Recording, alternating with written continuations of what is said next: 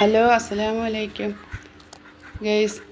ഇത് നമുക്ക് ദോശ ഉണ്ടാക്കാം. നല്ല പൂ പോലത്തെ ദോശ, സ്പോഞ്ച് പോലത്തെ ദോശ ഉണ്ടാക്കാം. അതിന് ചട്ടി വെച്ച് നമ്മൾ മാവൊഴിച്ച് പരത്തി, എന്നിട്ട് നമുക്കതിൻ്റെ ഒരു ചമ്മന്തി, ഒരു വെറൈറ്റി ചമ്മന്തി, പച്ചമുളകും ചെറിയ ഉള്ളി, ഇഞ്ചി, കുറച്ച് മല്ലിയില, ഒരു പുതിനയില, കുറച്ച് ഉപ്പ് ഇതെല്ലാം ഇട്ട് നല്ല മിക്സിയിൽ നല്ല പോലെ അരച്ചെടുക്കുക. എന്നിട്ട് കടുകും കറിവേപ്പിലയും ചെറിയ ഉള്ളി ഇട്ട് കടുക് വറുത്ത് ഈ അരച്ചരപ്പ് അതിലേക്ക് ഒഴിച്ച് കൊടുക്കുക. ഒച്ചയൊന്നും എടുക്കാൻ വയ്യ ഗൈസ്.